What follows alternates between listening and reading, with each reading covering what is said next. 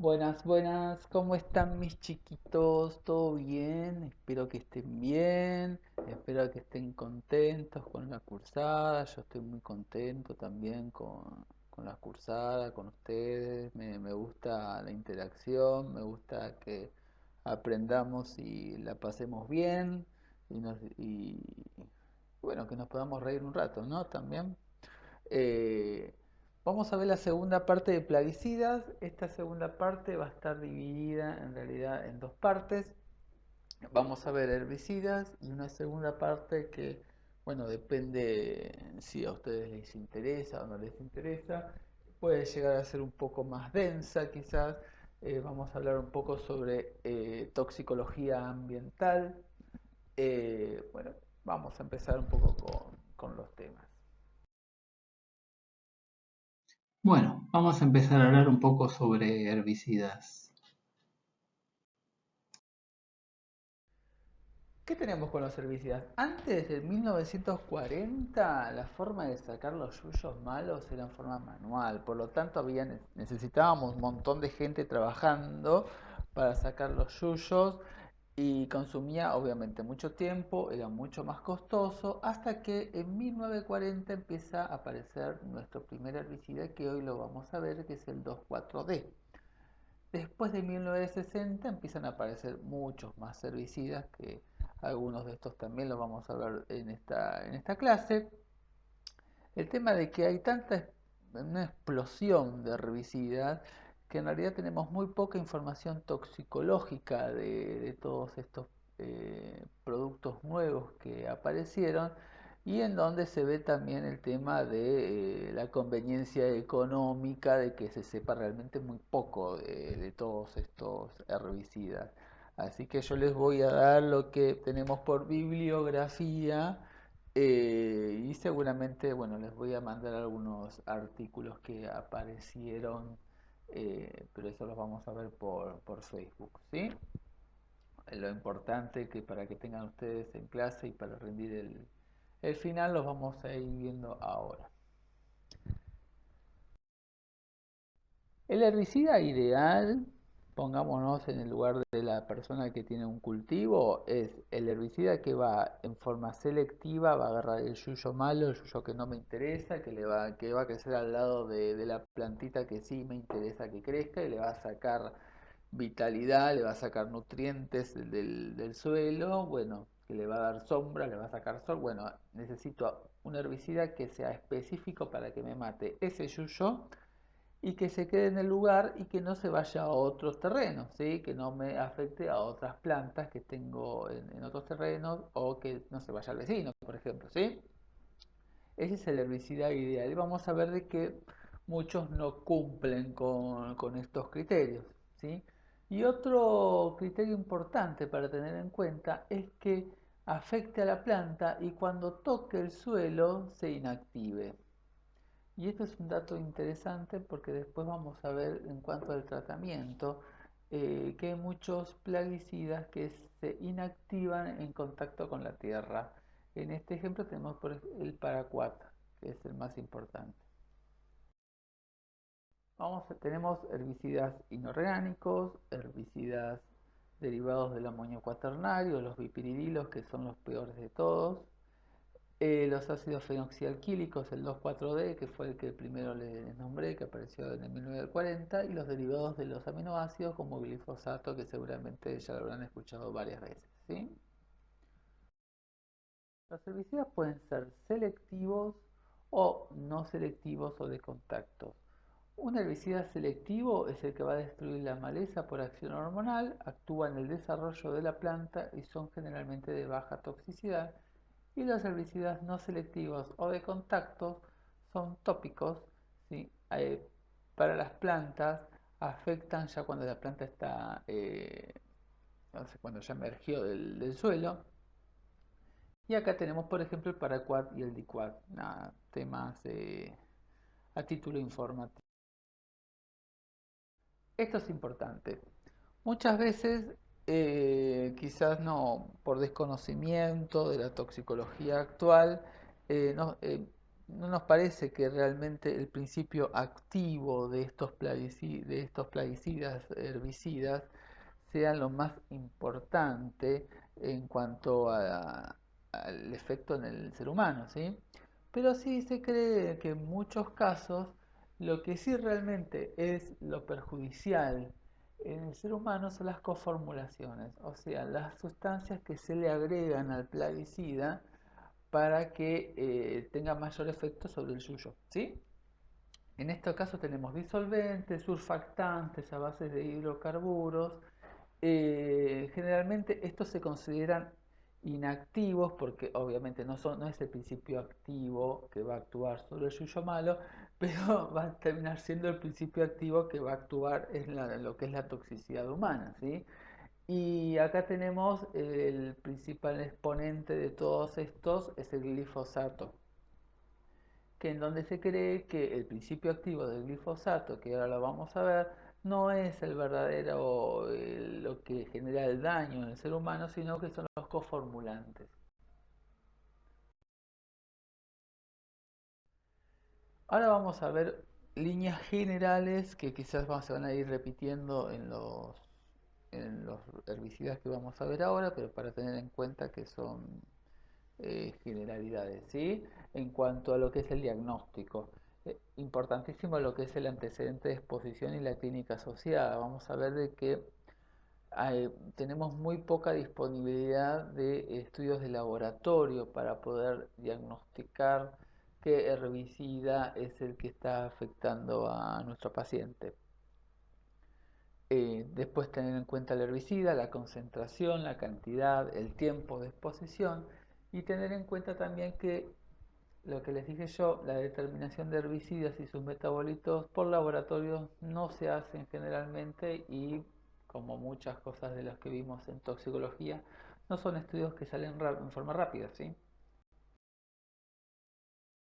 Y en cuanto al tratamiento de los herbicidas, en forma general es importante tener en cuenta, obviamente, el ABC, que lo venimos diciendo ya desde la primera clase, un plan amplio, antieméticos, lavado gástrico podemos llegar a considerar según el tiempo en que aparezca el paciente y el tipo de herbicida, el carbón activado, descontaminación cutánea, un laboratorio, placa de tórax por el tema de los hidrocarburos que vimos que son conformulantes y observación como mínimo 6 horas.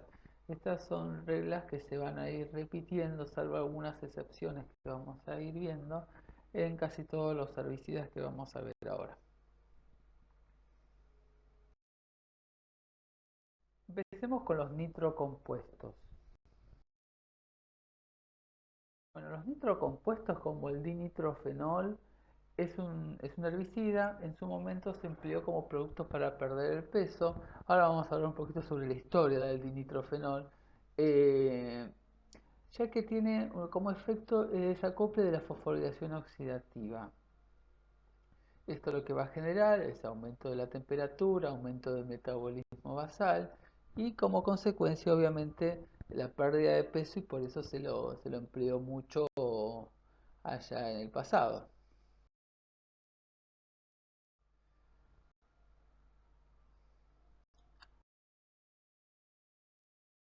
1993 apareció en el JAMA que decía que los pacientes que recibían dinitrofenol de 3 a 5 miligramos kilo día experimentaban una reducción constante del peso sin efectos secundarios aparentes. Los estudios estos eran a corto plazo, no estaban muy seguros de la toxicidad y ¿qué fue lo que pasó? Que tomó una sobredosis de dinitrofenol para lograr un tratamiento rápido. Parecía que no entraba en el pantalón, no entraba en los jeans después de la cuarentena. Y como dice el periódico, quedó literalmente cocinado a muerte. Su temperatura había alcanzado a los 43 grados. Y finalmente la FDA prohibió su uso en 1938. Así quedó más o menos el médico vienes. Lo que no sé si entró en el gym o no sé, la verdad que desconozco.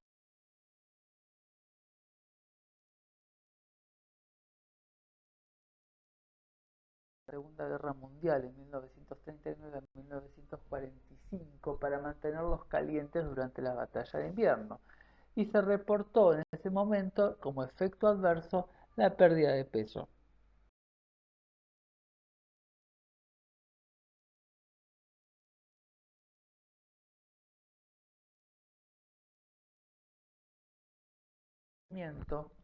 Aprendió mucho sobre este nitrofenol traduciendo unos textos que le habían dado en Estados Unidos para hacer unos artículos científicos sobre el empleo del dinitrofenol en la Segunda Guerra Mundial. Así que dijo, interesante.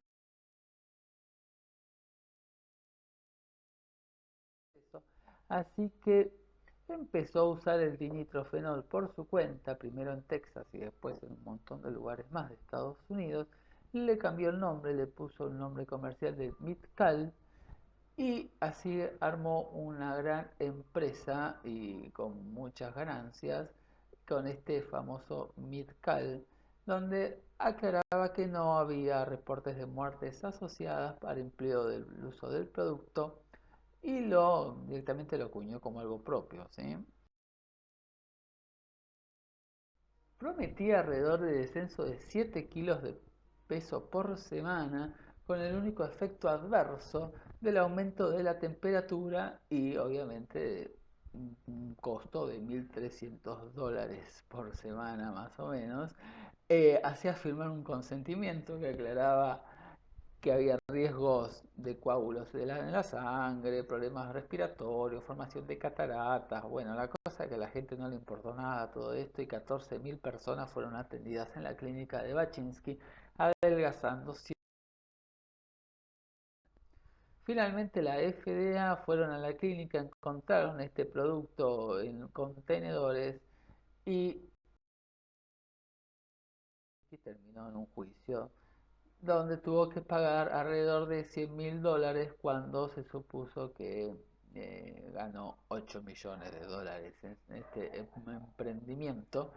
Pese a todo esto, Baczynski siguió sosteniendo de que el dinitrofenol era buenísimo, que lo habían juzgado en forma incorrecta y que esperaba que el comité tuviera una mentalidad abierta con respecto al dinitrofenol. Bueno, sigamos hablando un poquito sobre el efecto de del desacople de la fosforilación oxidativa por lo que es el dinitrofenol, ¿sí? Una sustancia para que desacople la fosforilación oxidativa tiene que ser capaz de transportar iones de hidrógeno a través de la membrana. Son generalmente ácidos débiles y lipofílicos. Tenemos por una parte entonces el grupo ácido, que va a transportar el protón, y el grupo lipofílico voluminoso, que va a servir para atravesar la membrana, ¿sí? El dinitrofenol es relativamente lipofílico y puede atravesar de nuevo al citosol, donde gana un nuevo protón y ahí comienza de nuevo el proceso. Las exposiciones fatales al dinitrofenol se asocian con hipertermia severa atribuida a la generación de calor por este desacople de fosforilación oxidativa. Entonces, como síntoma de intoxicación por el dinitrofenol, vamos a tener la hiperventilación, la hipertermia, finalmente tenemos hepatotoxicidad. Recuerden esto porque es una característica constante que se ve en relación con la hipertermia, el efecto de la hepatotoxicidad, y esto lo vamos a ver mucho con el tema de las drogas de abuso más adelante, ¿sí? Agranulocitosis, insuficiencia respiratoria, coma y muerte. La exposición tópica produce coloración amarillenta, y las cataratas, que son de inicio tardío, ¿sí? Después de meses y años de uso de dinitrofenol.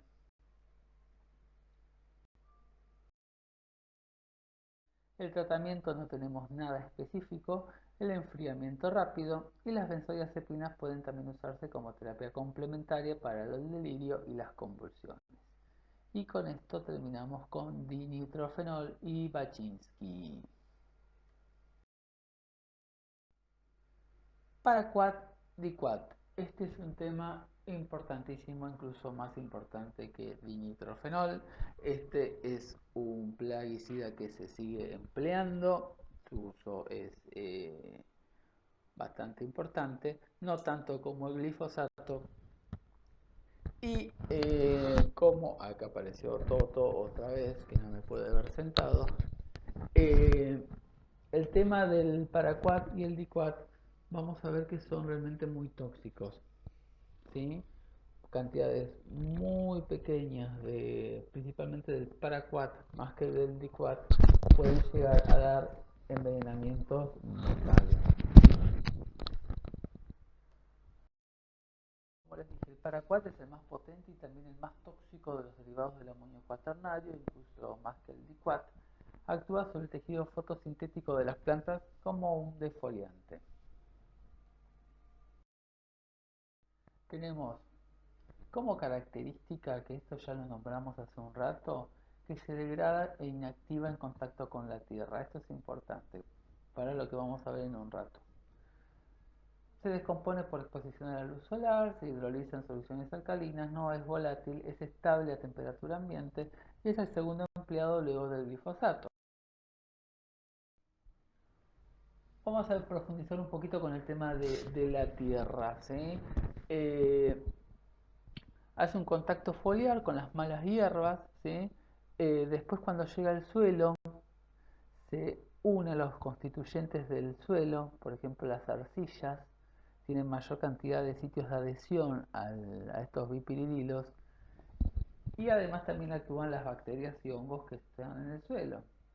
¿No? Ustedes dirán, ¿para qué me está explicando que el diquat y el paraquat se inactiva en contacto con el suelo? Pero ya van a saber por qué. Fundamentalmente es por vía oral y rápida, ¿sí? Es muy poca cantidad lo que se absorbe vía oral, pero ese poquito que es el 10% es suficiente para llegar a matar a una persona con una dosis de 10 a 20 mililitros de una solución al 20%. Muy poca cantidad, ¿vieron? Eh, Generalmente la absorción cutánea es incompleta, necesita mucha cantidad de concentraciones del producto y mucho tiempo de exposición porque tiene primero que generar una lesión en la piel para absorberse. ¿Se escucha el ronroneo del gato? Bueno, ya está todo.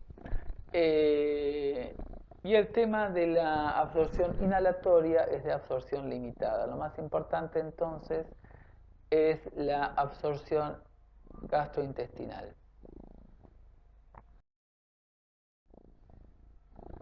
Bueno, ya está Toto.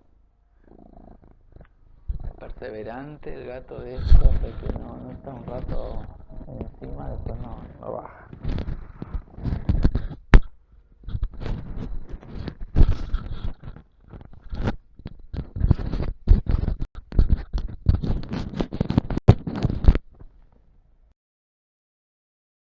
Pude sacar de encima del gato que se quedó acostado cerca de la notebook. Bueno, entonces, como les dije recién, ¿sí? Tenía estos bipiridilos tienen un efecto corrosivo sobre la piel y las mucosas, y en cuanto a la piel necesitábamos que la piel se lesionara para que se absorba, por eso la absorción no era muy buena por piel. Pero sí es importante tener en cuenta que tiene un efecto corrosivo, por lo tanto va a actuar como un cáustico primero. Después, otro dato importante para tener en cuenta sobre estos plaguicidas es que necesita oxígeno para la formación de radicales libres. Esto es importantísimo para que podamos entender cómo va a actuar estos bipiridilos y los efectos que van a tener en el cuerpo. Y finalmente, estos radicales libres lo que van a hacer es una peroxidación lipídica, lisis mitocondrial, desacoplamiento de la fosforilación y después disminución de síntesis de proteínas, y etcétera, etcétera, etcétera. Es un radical libre. Es un átomo o estructura molecular que posee un electrón que no está apareado, ¿sí? Entonces existen varios mecanismos a través de los cuales se forman radicales libres. Uno de estos es la cesión o la captación de un... Ahora vamos a ver un poquito qué es lo que hace el paraquat.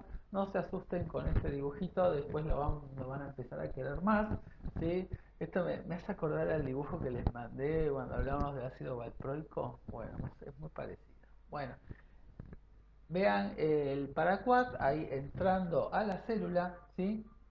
Este paraquat se va a transformar también en un radical libre gracias a un ciclo redox donde vamos a gastar por una parte el NADPH y por otra parte ahí aparece el oxígeno.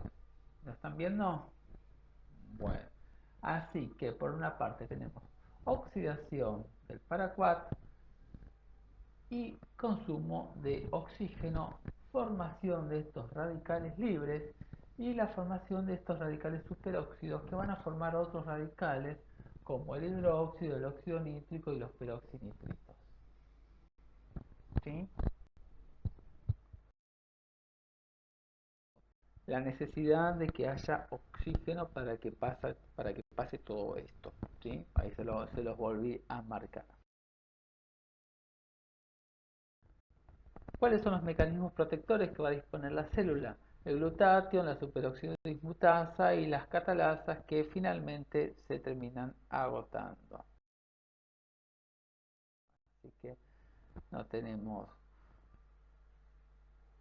muchas, muchas soluciones a este problema, ¿sí?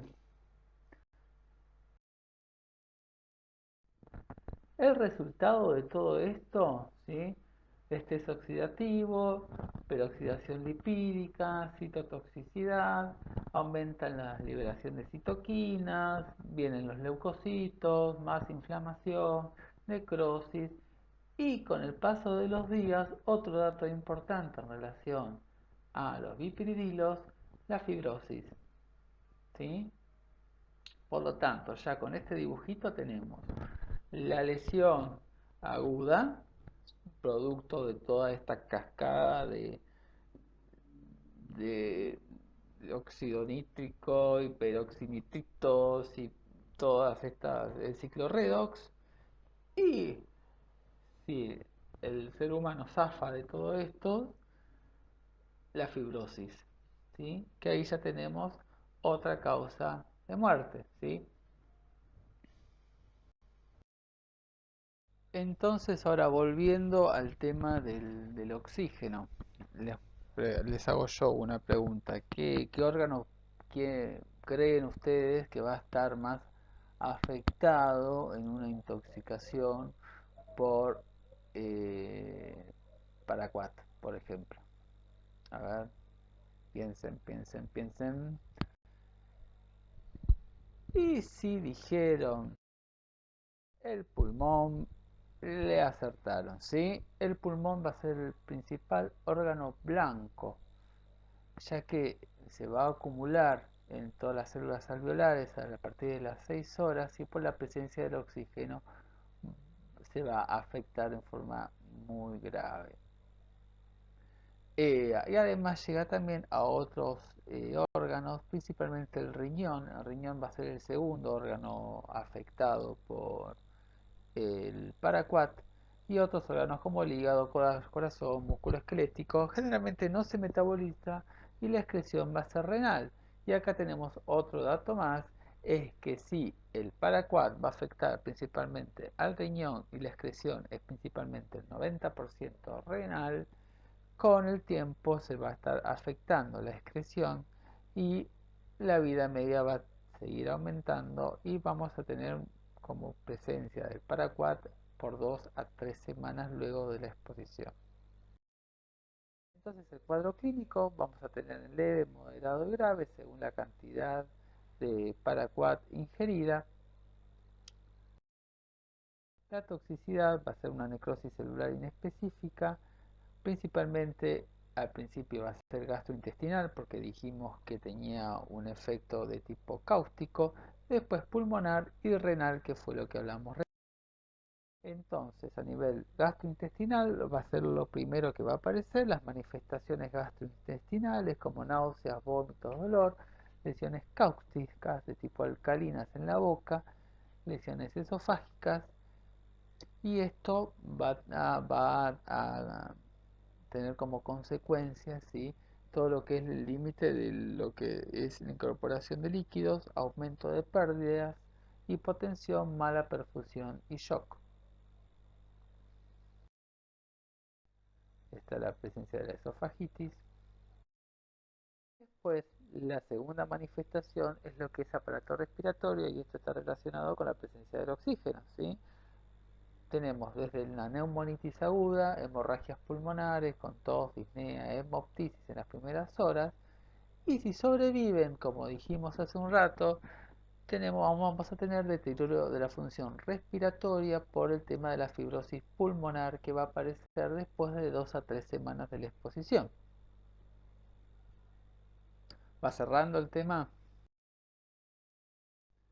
Y finalmente tenemos lo que es la toxicidad renal con necrosis tubular aguda entre las 24 y 36 horas. Esto va a afectar lo que es la eliminación del paraquat, va a prolongar lo que es la vida media del paraquat, y vamos a tener como consecuencia la falla renal.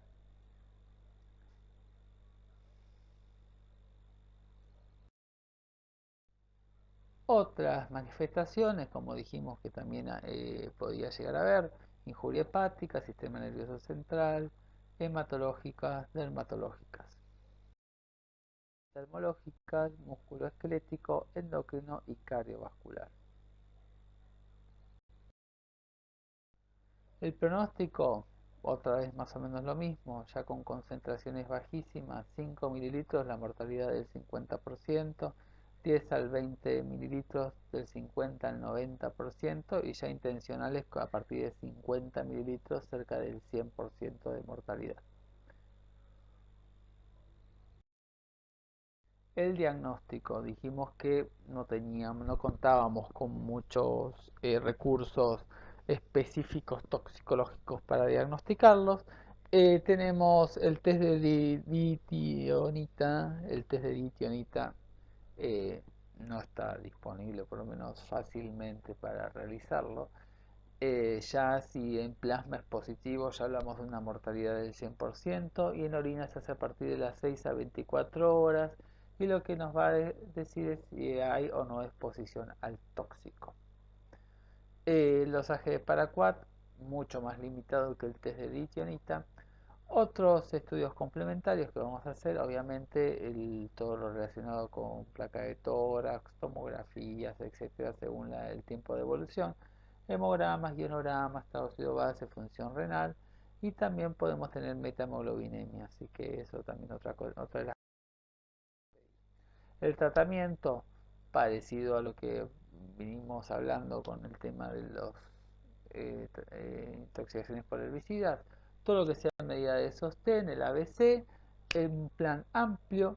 Podemos hacer diuresis forzada teniendo en cuenta de que se elimina forma renal sin metabolizarse, el manejo del dolor.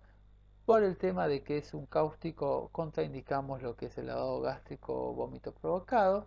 Y acá está el tema de por qué yo insistía mucho porque se inactivaba con la tierra. ¿Por qué? Porque vamos a emplear un tipo de tierra especial que se llama tierra de Fuller, ¿sí? Es un tipo de arcilla eh, que vamos a reemplazar a lo que es el carbón activado. Que el carbón activado sería, está como tercera opción si no contamos con la tierra de Fuller. Así que tenemos un antídoto específico para lo que es paraquat y diquat, que es esta famosa tierra.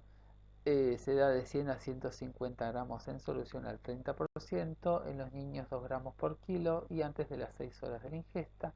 La segunda opción es la bentonita, que también es otro tipo de arcilla, en solución al 7%, de 100 a 150 gramos más 10% de glicerina, se repite cada 4 horas. Y en tercera opción, si no contamos con ninguna de las dos previas, es el carbón activado seriado y un purgante salino.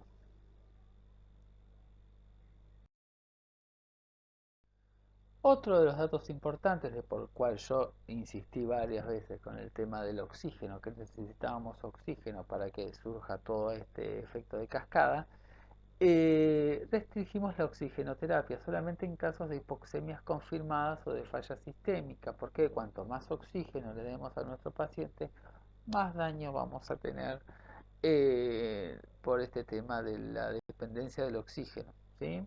Entonces el oxígeno suplementario innecesario puede acelerar la progresión de la lesión.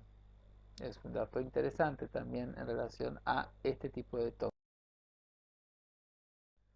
En cuanto a las técnicas extracorpóreas, tenemos la hemoperfusión con filtro de carbón. Esto sería efectivo antes de las 2 horas, ya que la concentración plasmática del tóxico es alta y limita la captación del paraquat por el pulmón y otros tejidos. Y en caso de injuria renal, acá podemos hacer hemodiálisis o hemofiltración.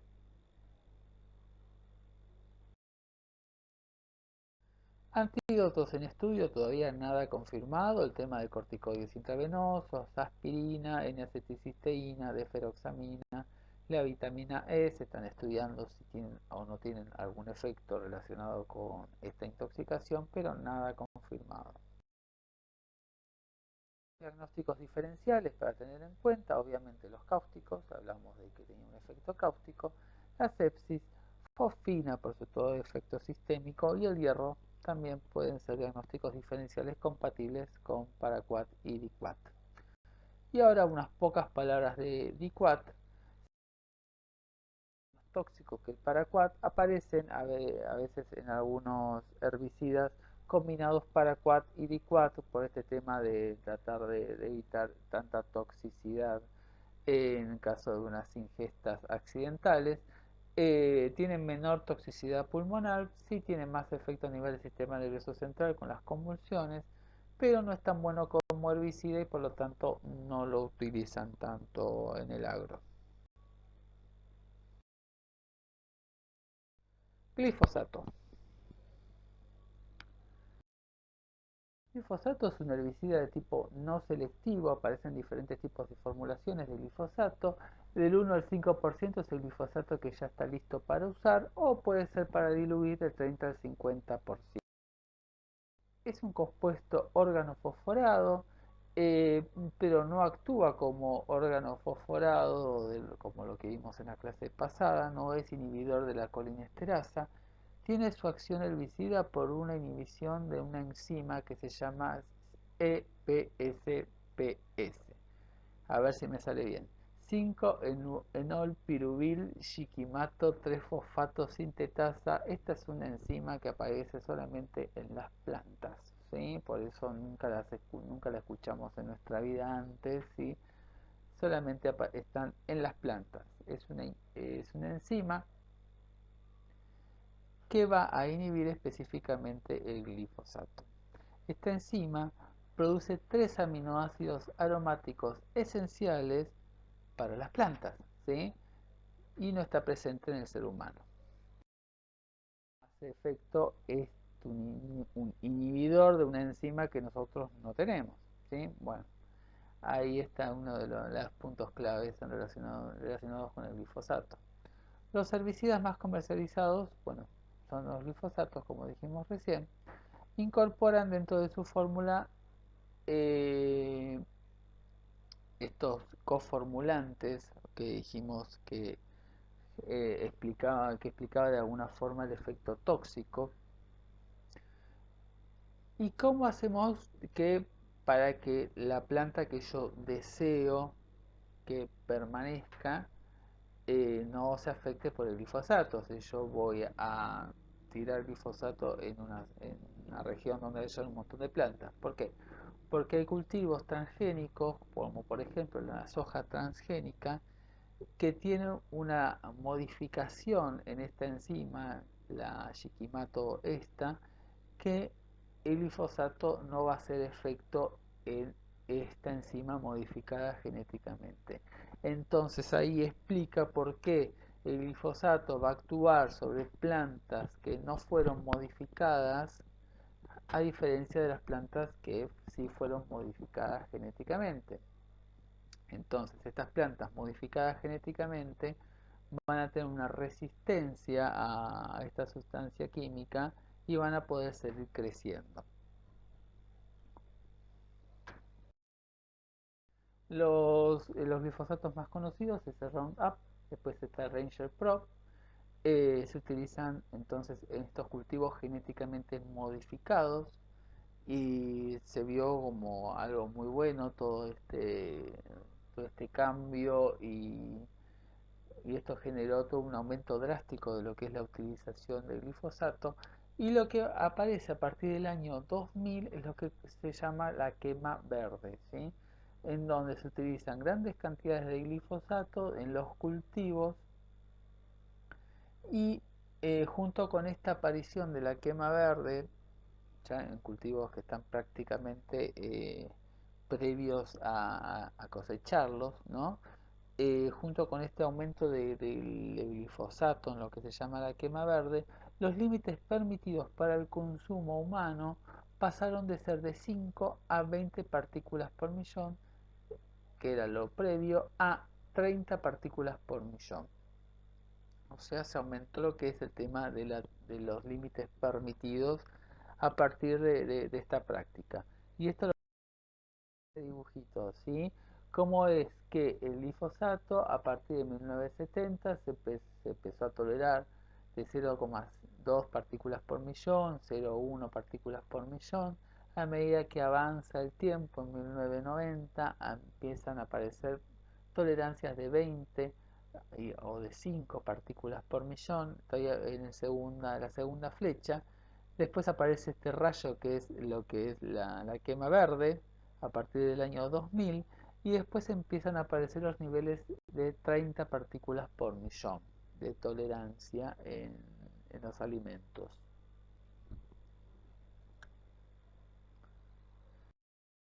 La absorción de glifosato puede ser oral, puede ser inhalatoria, es escasa la absorción térmica y casi todos estamos expuestos a lo que es al glifosato, ¿sí? Tenemos las exposiciones ocupacionales, ¿sí? Y las exposiciones tipo no ocupacionales, que es por toda la comida contaminada, las plantas, los peces. El glifosato no se elimina por cocción. También tenemos suelos contaminados y agua contaminada por glifosato. Ahora el tema de la coformulación del glifosato, que es algo que yo ya les venía diciendo hace rato, ¿sí? Eh, ya que no tenemos esta enzima, por lo cual, o sea, supuestamente no se vería afectado por el principio activo en el organismo humano, ni en los mamíferos. eh, lo que sí se cree es el tema de la coformulación del glifosato, ¿sí? Que son los surfactantes y todos los hidrocarburos que poseen el glifosato, que tiene un efecto hipotensor por efecto cardíaco y vascular y también un efecto disruptor de las membranas celulares y mitocondriales. Además también tenemos el potasio, que es uno de los ingredientes del glifosato, y la isopropilamina, ¿sí? Que va a alterar la contractilidad y la frecuencia cardíaca. Ahí ya tenemos los efectos más importantes relacionados con el glifosato. De acción de toda esta injuria en el humano está discutido, también tiene un efecto de tipo cáustico que se da en las altas concentraciones. Vimos que había diferentes concentraciones de glifosatos, de 30 a 50%, que estos se tienen que diluir para aplicar en las plantas, ¿sí? Y después tenemos lo que es la disrupción de las membranas celulares y desacople de la fosforilación oxidativa, cosa que se repite en todos los herbicidas que estamos viendo. Afección de la perfusión celular por todo el tema de las arritmias, hipotensión arterial, afectación renal, hepática, pulmonar y solamente casos letales con ingestas masivas. Estamos hablando de exposiciones agudas al glifosato. Todo lo que sea síntomas respiratorios por inhalación oculares o dérmicos locales pueden ocurrir después del uso ocupacional de estas preparaciones y generalmente son de poca gravedad. Lo que es aparato digestivo, dijimos que tenía cierto efecto cáustico, no es el efecto cáustico del que vimos recién con el paraquat. Náuseas, vómitos, diarrea es lo más habitual. Después tenemos efectos respiratorios por el tema de los hidrocarburos. Y en caso de ingestas muy importantes de glifosato, dijimos que lo más habitual es que no sean letales las ingestas. Esto es en caso de ingestas muy importantes. Vamos a tener acá los efectos a nivel cardiovasculares, como la hipotensión arterial, hipovolemia, reducción de la resistencia vascular, cardiotoxicidad, afecciones renales, el tema del potasio, de que era parte del glifosato, de las preparaciones, problemas respiratorios, neumonitis por la aspiración y la acidosis metabólica. Pero estamos hablando siempre de muchas exposiciones y a concentraciones aumentadas. En cuanto al diagnóstico, tenemos el antecedente de la exposición. Lo que es la detección del tóxico no se escapa a lo que venimos hablando, no es algo que se haga de forma rutinaria. Y los estudios complementarios, hemograma, hepatograma, urea, creatinina, estado ácido base, placa de tórax por el tema de los hidrocarburos en el electrocardiograma. Y el tratamiento tampoco tenemos nada específico para el glifosato, descontaminación, o sea, obviamente primero el ABC, la descontaminación, tratamiento de soporte, hipotensión arterial, tener en cuenta, sí, expansiones, control de los niveles de potasio y toda exposición mínimamente lo tenemos que observar por lo menos 6 horas y tener en cuenta el tema. Y finalmente, antes de pasar al próximo tema, esto es sobre el artículo que les mandé para leer, ¿sí? Es un artículo bastante controversial sobre la exposición al glifosato y la relación al linfoma no Hodgkin. Quienes lo leyeron, cualquier cosa me corrigen, tampoco soy experto en lectura en inglés.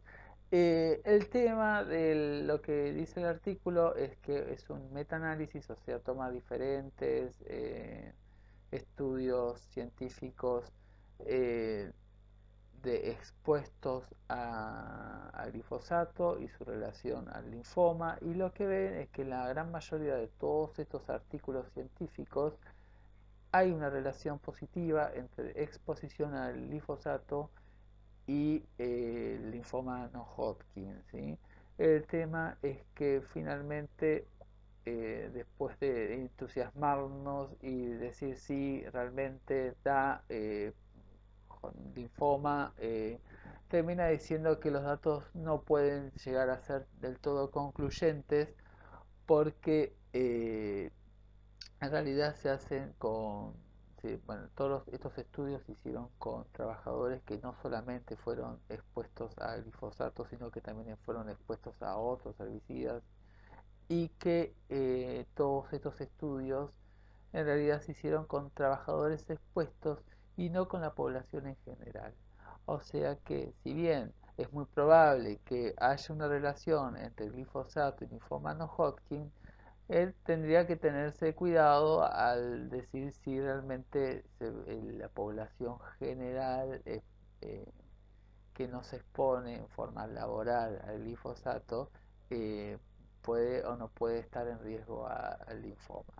Pero bueno, digamos que es bastante, es un avance a lo que veníamos leyendo, que hasta hace poco tiempo parece que Roundup y todo el glifosato era apto para, se podía tomar como si fuese una gaseosa prácticamente, ¿sí? Así que bueno, algo avanzó en relación al estudio del glifosato y el linfoma. Bueno, ahora pasamos al próximo tema. Fenoxialquílicos. Este es el último grupo de herbicidas que vamos a ver y de alguna forma nos va a servir como enlace para el segundo tema que se viene de esta clase. Los fenoxialquílicos los vimos que fueron los primeros herbicidas, es el 2,4-D, que apareció en 1940.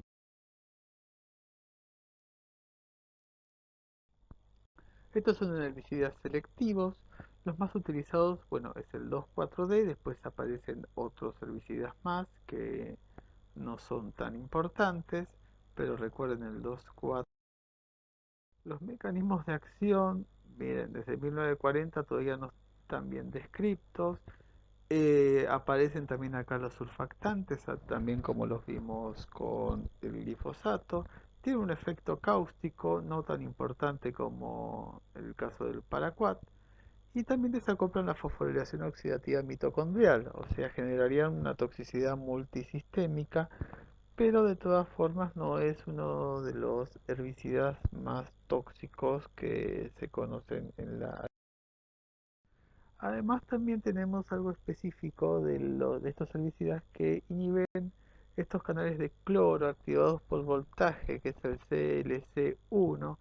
Por lo que hace es aumenta lo que es la contractilidad de los músculos esqueléticos, produce una miotonía por hiperpolarización de la membrana celular, y además también afectaría lo que es la fisiología renal normal por estos mismos canales. Cutánea inhalatoria. Y otro dato importante es que al igual que la aspirina, la fracción ionizada disminuye en lo que es la acidosis. Por lo tanto, el tratamiento que vamos a hacer es la alcalinización urinaria en este caso también. La vida media de eliminación es prolongada. Por lo menos dice que la eliminación urinaria puede llegar a ser hasta 72 horas después de la ingesta. Entonces tenemos todo lo que es manifestación cáustica, irritación local y alergénica, manifestaciones gastrointestinales que son las más frecuentes, náuseas, vómitos y diarreas con todos los trastornos electrolíticos asociados. Después tenemos las manifestaciones neurológicas, que estas son más típicas de ver en exposiciones crónicas al 2,4-D, como polineuropatías sensitivas motoras en personas expuestas a nivel laboral. Con las manifestaciones musculares que ya les comenté por el tema de los canales de cloro, con hipertonía, rabdomiolisis, CPK elevada, etcétera, injuria renal a raíz de todo el tema de la destrucción muscular, y también alteraciones de tipo metabólicas. Pero el 2,4-D no es esto quizás lo más importante que me gustaría recalcar de este herbicida, sino lo que ahí les marqué en oscurito abajo, lo que es el tema de la carcinogénesis, ¿sí? Y eso es lo que nos va a llevar al otro. En cuanto al diagnóstico, antecedente de exposición, el dosaje del tóxico no está disponible, placa de tórax por el tema de los coformulantes, el electromiograma por el tema de la afección muscular, el resto del laboratorio nada específico.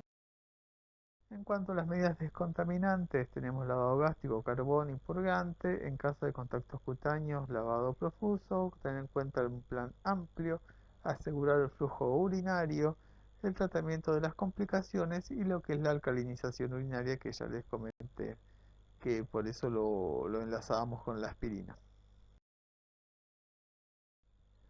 En cuanto a la alcalinización urinaria, va a eliminar lo que es va a aumentar lo que es la eliminación de estos tipos de herbicidas, y va a limitar lo que es la distribución de estos compuestos a nivel de la circulación central, y nos tenemos que asegurar un pH urinario mayor de 7,5. Y en cuanto a la eliminación extracorpórea, tenemos en cuenta, bueno, la hemoperfusión, hemodiálisis y plasmaféresis pueden hacerse con estos herbicidas.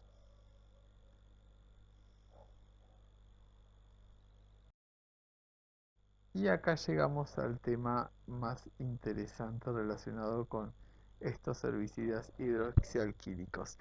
Cuando se producen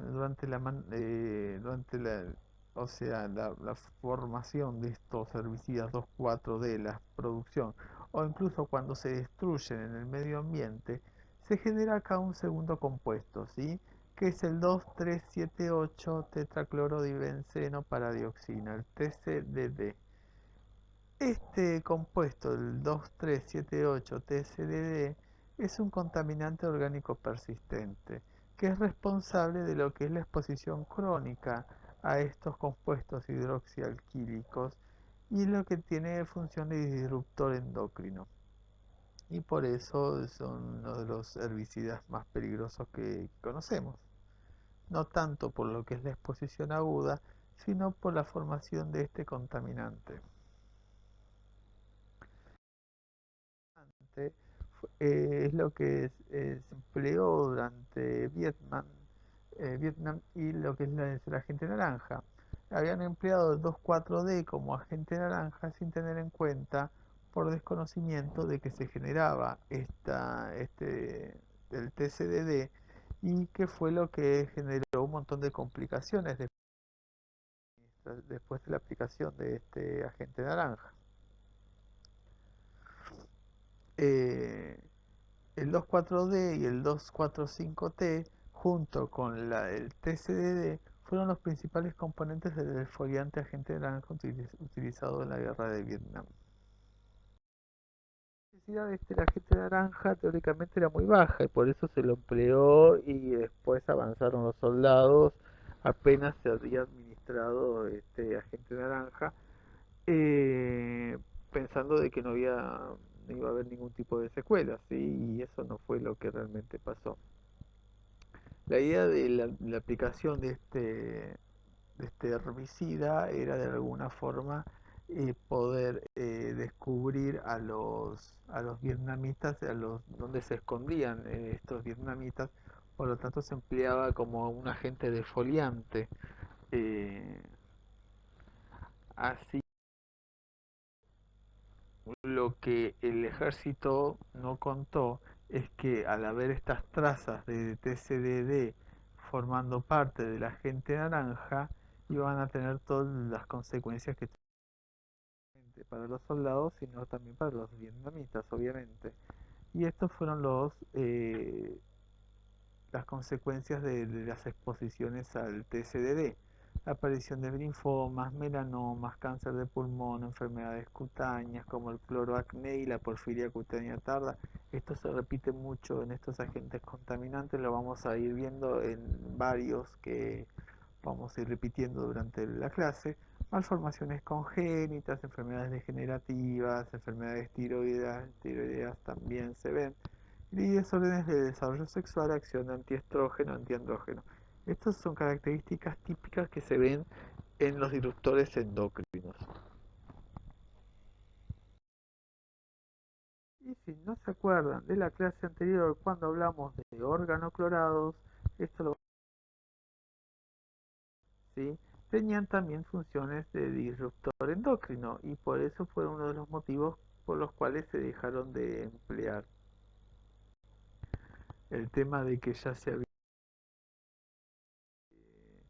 restringido el uso de estos disruptores endocrinos, la aparición todavía en el año 2000 en leche materna de estos disruptores, hablan de que cuánto permanecen, ¿sí? Cuánto persisten dentro del cuerpo por ser muy liposolubles. Hablamos de la neurotoxicidad, que en la exposición crónica aparecía este tema de la disrupción hormonal y la carcinogénesis. Por lo tanto, también acá estamos hablando de otro compuesto con características muy parecidas a lo que vimos recién con el TCDD y que son disruptores endocrinos también. Las fotos estas que ya les mostré, como indiscriminada, el DDT. Finalmente la conclusión de que nadie previene lo que no conoce, que fue exactamente lo mismo que pasó tanto con el agente naranja como con el DDT. Se empezó a utilizar en forma indiscriminada y finalmente tuvimos un montón de consecuencias que todavía venimos arrastrando.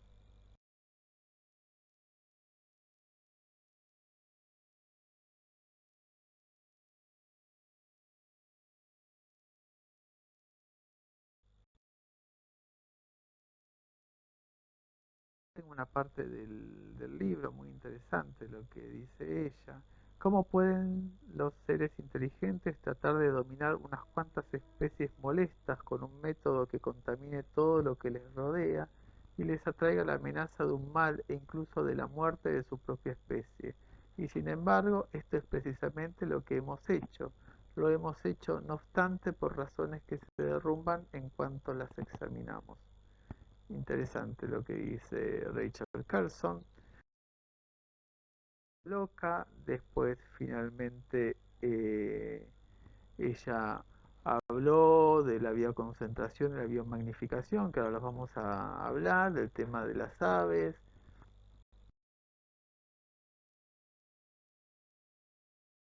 Gracias al libro se generó los primeros movimientos ecologistas, incluso fue una base para la creación de lo que es la EPA en los Estados Unidos. Se terminó prohibiendo el DDT y acá tenemos una primera aproximación de lo que es un disruptor endocrino. Entonces, a partir de lo que es la revolución industrial, se cree de que se generaron más de 120.000 compuestos químicos sintetizados, alrededor de 2.000 sustancias nuevas por año. Obviamente, la velocidad de creación de estas sustancias nuevas es mucho más rápida de lo que tenemos tiempo para investigarlas y saber realmente cuál es la peligrosidad de cada una de estas sustancias. Y ante la falta de información se asume algunas cosas que tenemos que tener en cuenta, ¿sí? Si estas sustancias producen efectos sobre la reproducción en animales, es una amenaza potencial para los seres humanos. En ausencia de información, siempre vamos a utilizar las especies más sensibles para compararlas con el ser humano. Se asume que un agente que altera la función reproductora en un sexo tendrá efectos sobre el otro también. Y en materia de toxicidad reproductiva se asume que la curva es de dosis-respuesta de tipo no lineal. Y eso es lo que vamos a ir hablando ahora durante toda la clase. Por ejemplo, el primer disruptor endocrino estudiado o conocido por los seres humanos es el dietilestilbestrol. ¿Sí? No sé si alguna vez lo habrán escuchado a este medicamento. Este medicamento es un estrógeno sintético que se administró en embarazadas con riesgo de aborto entre 1950 y 1970. Finalmente, se vio que como antiabortivo en realidad no funcionaba tan bien como se creía que funcionaba, pero sí lo que se vio es que las hijas nacidas de estas mujeres medicadas con este estrógeno sintético podían tener defectos mullerianos, que había un aumento de la tasa de anormalías genitales en los hijos varones, como criptorquidias y pospadias, y después se empezó a utilizar otros compuestos parecidos para que pueden estar afectando la salud o la descendencia. Pero fue una primera aproximación a los que son los disruptores endócrinos. Finalmente, el dietilvestrol eh, se comprobó que lo que hacía era un aumento en el cáncer en las hijas de las mujeres tratadas. Y este cáncer, que es un cáncer genital, un cáncer de vagina, de células claras, recién se iban a manifestar cuando las hijas de estas mujeres tratadas llegaban a la edad de la pubertad. O sea, no solamente se relacionaba con el empleo de un medicamento durante el embarazo, sino que recién las manifestaciones se iban a dar como a los 10, 15 años después de haber usado el producto en las hijas. Que esto es otra de las características que tienen los disruptores endocrinos, que a veces las manifestaciones no se dan en el momento en donde el ser vivo está expuesto a la sustancia, sino que se van a dar después de un tiempo. Estas hijas tenían un 40%, 40 veces más riesgo de padecer este adenocarcinoma de células claras del aparato genital en relación a otras mujeres. Además se vio también un aumento de riesgo de células anormales en el cuello uterino y en la vagina, alrededor de 2 veces mayor riesgo en relación a otras mujeres que no estuvieron expuestas durante la gestación. Después también se vio un aumento del doble del riesgo de cáncer de mama, que actualmente está un poco discutido, pero bueno, también podría llegar a ser parte de todo el combo. La toxicología ambiental va a estudiar los daños causados por la exposición a los tóxicos del medio ambiente contaminado y va a evaluar el impacto que producen en la salud de la población. Cuando hablamos de medio ambiente, en realidad estamos hablando de todo el conjunto de medios que van a interactuar con el organismo humano. Y estos van a tener los tóxicos, por ejemplo, el agua para beber, el agua para irrigar, para cocinar, y los cuerpos de agua que se utilizan para recrearse, para la pesca, el aire inhalado, el suelo, los alimentos, los hábitos personales, todo esto va a formar parte de lo que es el medio ambiente. Un disruptor endocrino va a ser una sustancia exógena que va a estar en el medio ambiente y que va a alterar la homeostasis del sistema endocrino, desde la síntesis, secreción, transporte, unión o eliminación de las diferentes hormonas, y también va a afectar lo que es el sistema inmune. Generalmente los disruptores endocrinos se caracterizan por ser sustancias lipofílicas, persistentes y bioconcentrables. Eso lo vamos a ir viendo ahora, de qué se trata cada una. En un organismo intacto o en el desarrollo embrionario de la descendencia, que eso ya lo vimos, ¿sí? Por ejemplo, los embriones expuestos al diestetilvestrol. Estas sustancias pueden ser de origen natural o sintética.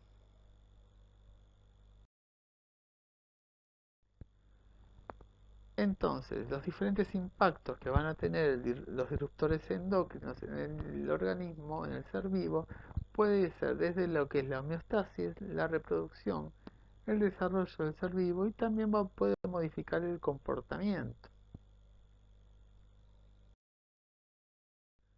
Estos disruptores van a mimetizar la acción hormonal, puede antagonizar la acción hormonal, o sea, puede actuar como la hormona o en contra, puede alterar el patrón de síntesis o el metabolismo de las diferentes hormonas, o puede modular los niveles de receptores específicos. Ahora vamos a ver un dibujito que les va a aclarar un montón de diferentes tipos de acciones de los disruptores endocrinos. A la izquierda arriba van a tener lo que es la reacción normal de la hormona con su receptor y la reacción esperada. Acá abajo tenemos la reacción bloqueada por la acción del disruptor endocrino. Después tenemos las reacciones excesivas y después tenemos las reacciones insuficientes. Vamos bien, ¿no?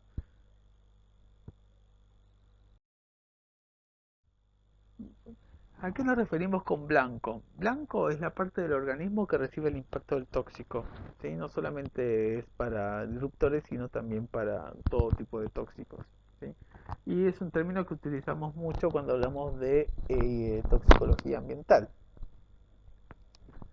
El blanco puede ser desde una molécula, el ADN, las proteínas, etcétera, puede ser un órgano, o también en blanco se puede designar a un individuo, subpoblación o población expuestas al tóxico. Incluso también puede ser una subpoblación en relación a una subpoblación que esté más sensible o sea más predispuesta a una lesión por un tóxico determinado. La ruta de exposición es el camino que sigue el agente químico desde el lugar en que se emite, o sea, la fuente de emisión del tóxico hasta que llega a la población o individuo en puesto, que son los receptores. Una ruta de exposición se dice que es significativa cuando es la ruta que da a la exposición humana. Puede haber diferentes rutas que puede llegar un agente tóxico a un individuo y hay rutas que no son ni significativas porque no son las que llegan a la exposición, ¿no? Entonces, en lo que es la ruta de exposición tenemos cuatro elementos. Lo que son las fuentes, el medio de transporte o medio de retención, los puntos de contacto potenciales entre el medio contaminado y los individuos y la vía de ingreso al organismo.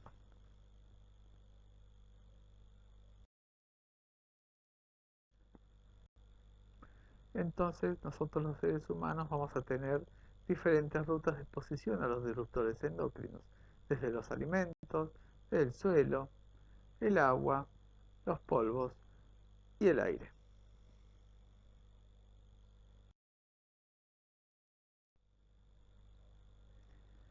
¿Qué pasa?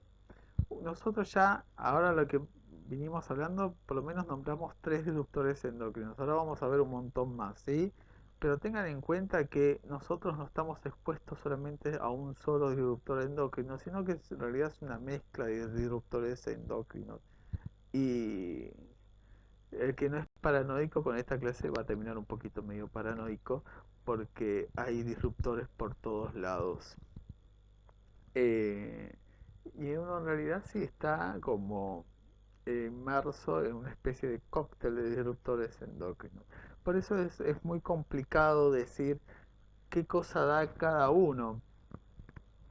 Y después la otra cosa que es importante de tener en cuenta es que no existen dosis seguras para estos disruptores endocrinos.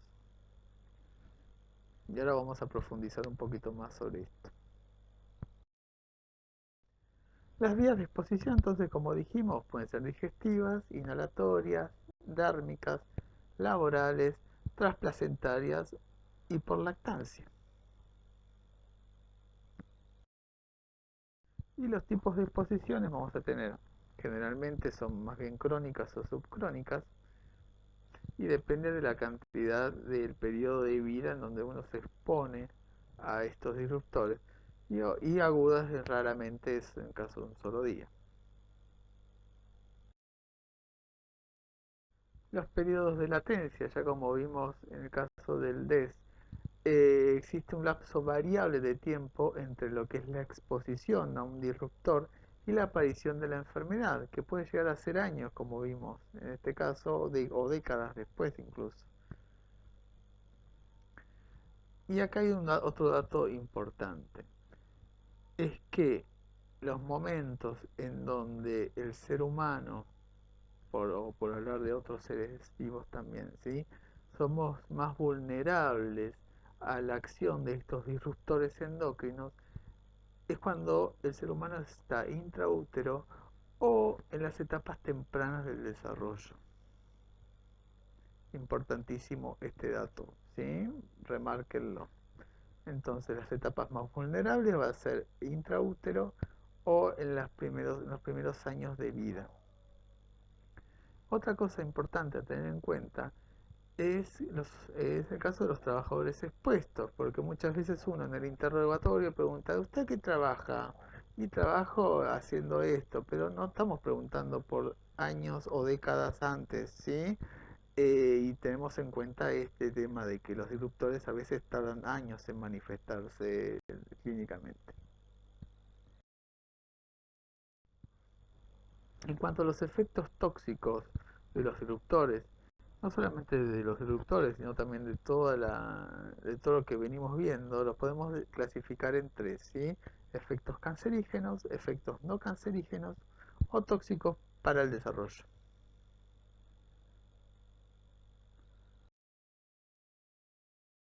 Esto es lo que les comenté recién, que las etapas más vulnerables para la acción de los disruptores endocrinos generalmente es en vida intrauterina y el primer año de vida. Y esto se cree de que se debe a todas las modificaciones en el patrón de metilación del ADN y de las histonas, que estarían más susceptibles a la exposición a factores medioambientales en los gametos y en las células somáticas.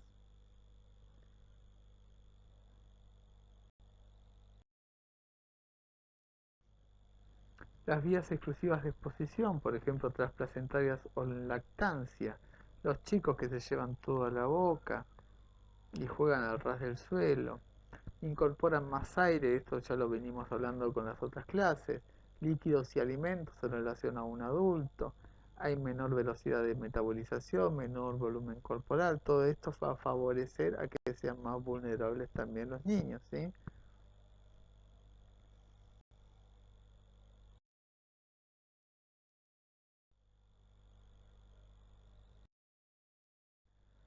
Y otra de las cosas interesantes, importantes para tener en cuenta, es que gracias a todo este pasaje trasplacentario de estos disruptores endocrinos, podemos decir que todos los seres humanos vamos a nacer nacimos y van a nacer con una carga corporal, ya que es como una contaminación de disruptores endocrinos que vamos a acarrear desde la vida intrauterina. O sea, ya desde la vida intrauterina vamos incorporando estos disruptores endocrinos que ya dijimos que tienen vida media larguísima, que son liposolubles que, y que van a permanecer con nosotros el resto de la vida y acumulándose en nuestro organismo. Así que ya nacemos con esta carga corporal de disruptores endocrinos. Hay un estudio que se hizo en Estados Unidos donde ya se encontraron casi 300 productos químicos industriales y contaminantes en la sangre del cordón umbilical en bebés recién nacidos. ¿Y cómo vamos con la paranoia? ¿Mejor? Bueno, sigamos. Los disruptores endocrinos los vamos a dividir principalmente en dos, ¿sí? Tenemos por una parte los contaminantes orgánicos persistentes, que son los COPS. Estas sustancias, estos contaminantes se van a caracterizar por bioacumularse y biomagnificarse. Ahora lo vamos a ver de qué se trata esto. En toda la cadena trófica, tanto en plantas, en animales y finalmente en el ser humano. Son sustancias muy lipofílicas, resistentes a la degradación, actúan a largo plazo, se transportan por el aire y por el agua. Y acá tenemos al DDT, por ejemplo, que ya lo vimos en la clase pasada, las dioxinas, los bifenidos polibromados, entre otras.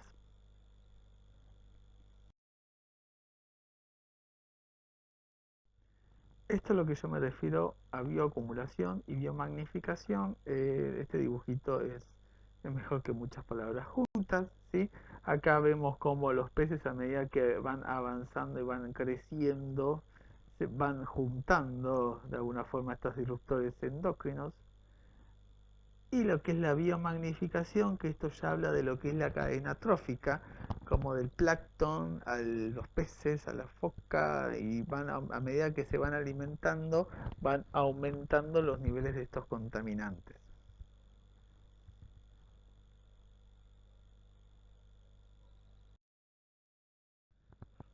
Y después tenemos, por otra parte, los contaminantes de vida media corta o pseudo persistentes. Estos contaminantes no se depositan en el cuerpo, pero como nosotros estamos tan acostumbrados de alguna forma a manipularlos y a estar en contacto con estos contaminantes de vida media corta, a medida que los eliminamos los vamos absorbiendo. Por lo tanto, siempre tenemos en nuestro cuerpo estos contaminantes de vida media corta. Y acá tenemos los phtalatos y el bifenol A. Ahora vamos a ver en dónde los tenemos, en dónde los incorporamos, que no nos damos cuenta. Bueno, los efectos de los disruptores endocrinos, como dijimos recién, podían tener efectos estrogénicos, antiestrogénicos, androgénicos, antiandrogénicos, antitiroideos, antiprogesterona, etcétera. Pueden tener efectos prohormona o antihormona, ¿sí? Los efectos en la salud puede ser en la salud femenina, desde la pubertad precoz, cáncer, disminución de la fertilidad, abortos ectópicos. En la salud masculina, desde malformaciones genitales, sea disminución de la calidad del semen, menor movilidad de espermatozoides, criptorquidias, etc. Otros efectos, sea de tiroides, trastornos de metabolismo, obesidad, diabetes, ahí tenemos una excusa más para decir estamos gorditos, eh, todo por los disruptores endocrinos, trastornos cardiovasculares, alteraciones y enfermedades neurológicas. Acá tenemos los ADD, autismos, Parkinson, etc. En cuanto a la procedencia, ya vimos algo de esto. Tenemos por una parte los plaguicidas, como el DDT, otras sustancias de uso cotidiano en el hogar, los productos de limpieza, como los detergentes, lubricantes, disolventes, aislantes, como fuentes de PCB, los ftalatos, en el caso de los plásticos blandos. Actualmente están prohibidos los ftalatos en los juguetes infantiles, pero puede llegar a aparecer todavía bifenol A, policarbonatos y resinas epoxis en los plásticos, pueden aparecer en mamaderas, envases de alimentos, también están prohibidos, pero pueden llegar a aparecer todavía. Disruptores endocrinos artificiales, por ejemplo, algunos fármacos como el dietilestilbestrol, que se empleó como anticonceptivos también. En los filtros UV en algunas cremas pueden aparecer estos parabenos, que también son disruptores endocrinos. El triclosan, contaminantes ambientales como las dioxinas, furanos y los hidrocarburos aromáticos policíclicos también son disruptores endocrinos. Ahora ya entienden por qué dicen sin parabenos, sin triclosan, sin aparecen en las propagandas, ¿no? Bueno, de acá viene todo esto. Y también tenemos disruptores endocrinos naturales, por ejemplo las isoflavonas, los micoestrógenos, ojo con los, los jugos derivados de la soja, porque también tienen algunos efectos estrogénicos.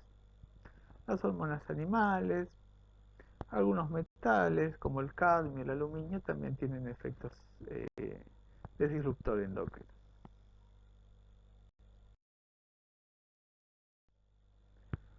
Bueno, sigamos hablando un poquito de estos COPS, de los contaminantes orgánicos persistentes. Espero no estarlos aburriendo con el tema.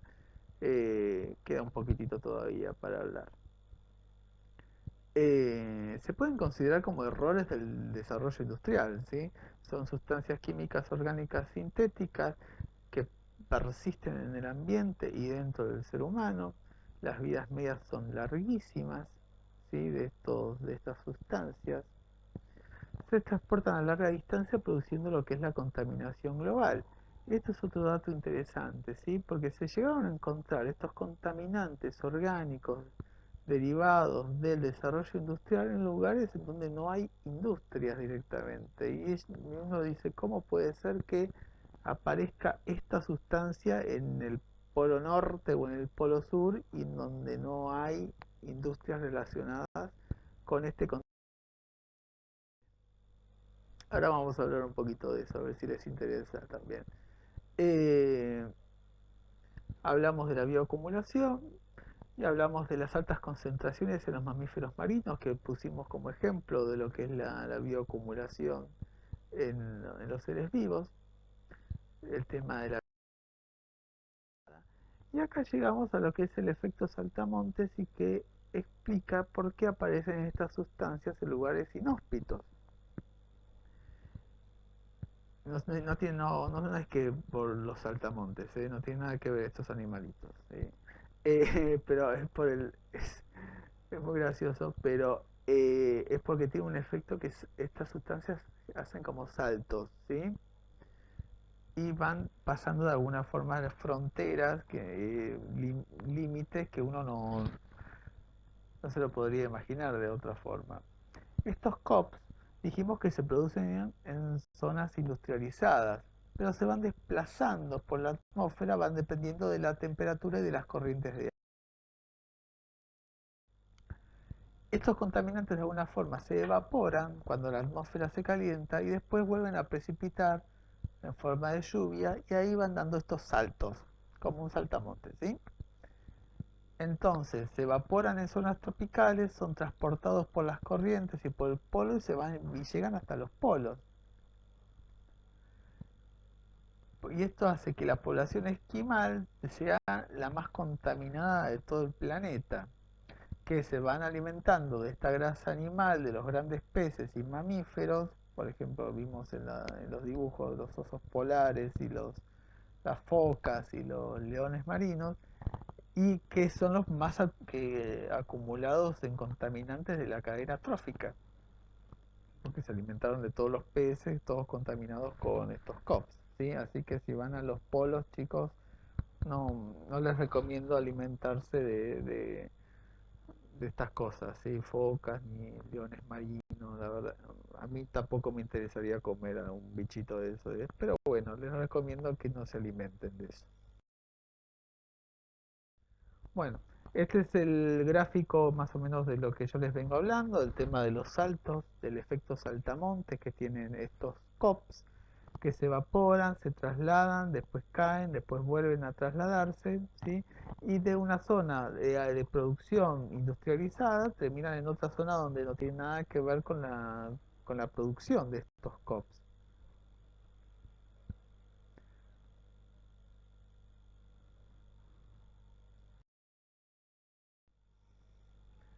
Entonces estos COPs van a generar lo que es un problema emergente de salud ambiental. ¿Por qué? Porque van a alterar la función reproductiva de una cantidad creciente de especies animales, no solamente de los seres humanos, sino también de especies animales. Esto también va a modificar lo que es las conductas de estos animales.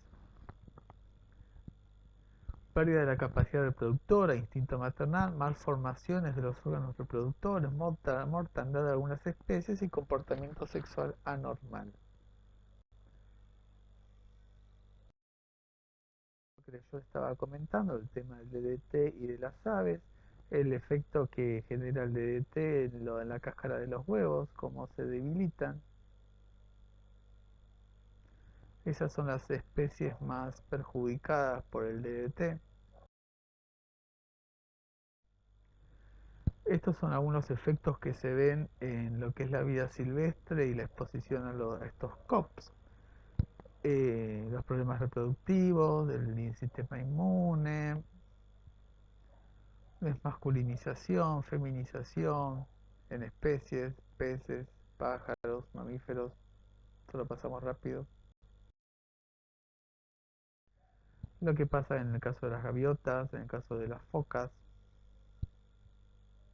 A mí me llama la atención, me resulta interesante, no sé si a ustedes, pero bueno, todos los efectos las malformaciones que tienen estas especies por la exposición a los COPs.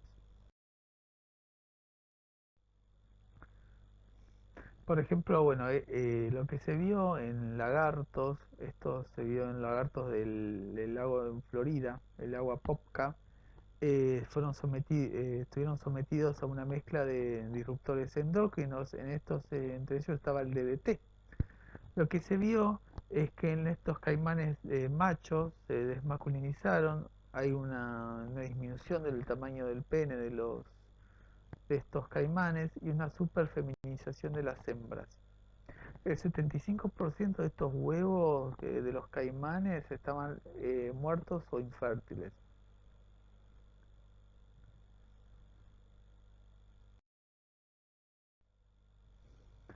También efectos en algunos peces, los moluscos marinos. Eso después los terminamos comiendo nosotros, ¿sí? Estos son experimentos que se vieron con COPs en diferentes en ratas, para título informativo para quien lo quiera leer.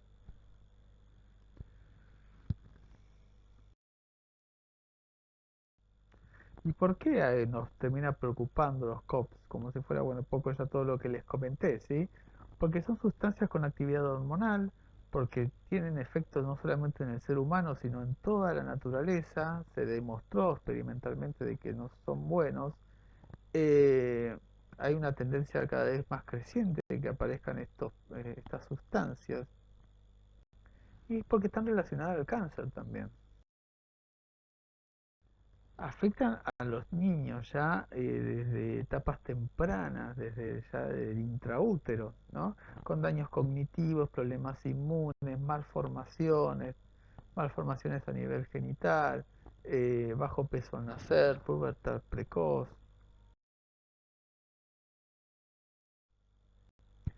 Y en cuanto a los plaguicidas, por eso lo doy junto con plaguicidas, se ve mucha asociación entre estos plaguicidas y lo que es la actividad disruptora endocrina. Ya se vieron en 127 plaguicidas la actividad de disrupción. El primero, el más importante, es el DDT, como ya dijimos en la clase. Además de todo el efecto neurológico agudo, también tenemos efectos reproductivos a largo plazo, efectos neurológicos, a efectos a nivel de lo que es la duración de la lactancia, el tiempo de embarazo, cáncer de mama.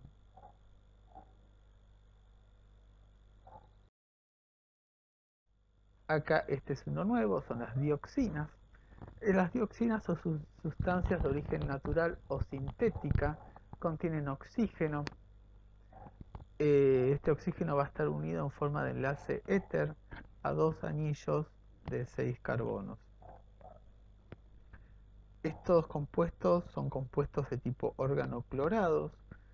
El TCDD es la dioxina más importante de todas, que también lo hablamos en la clase. Pero el TCDD no es la única dioxina conocida. Dijimos que eran liposolubles, que tienen vida media prolongada, que no se metabolizan, que generalmente la forma de exposición humana es por ingesta de alimentos de origen animal, actualmente, ¿sí?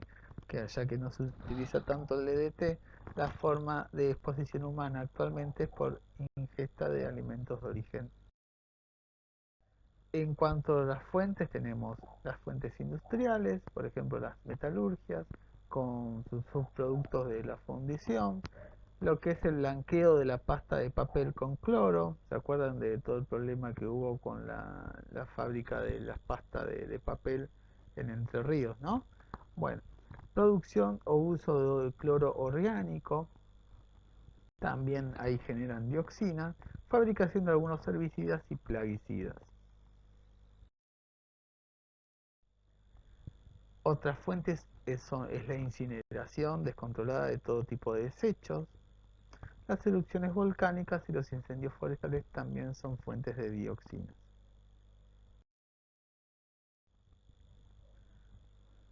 Bueno, acá más o menos son todo lo que son las fuentes de dioxina en Argentina aproximadamente. Ven que la mayor parte viene de lo que es la quema no controlada de desechos domésticos. Después de tipos de incendios, también es una causa bastante frecuente.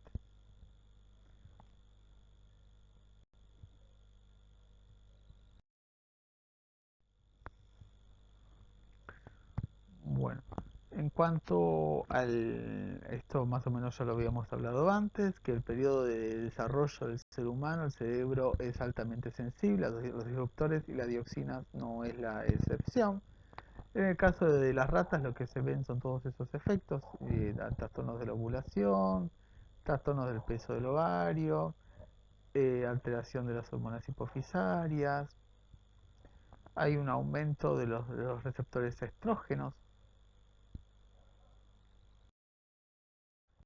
Los efectos de las dioxinas también son variados, tienen efectos antiandrogénicos, inductores enzimáticos, carcinogenéticos, trastornos en el comportamiento sexual en animales, pero pocos estudios en seres humanos.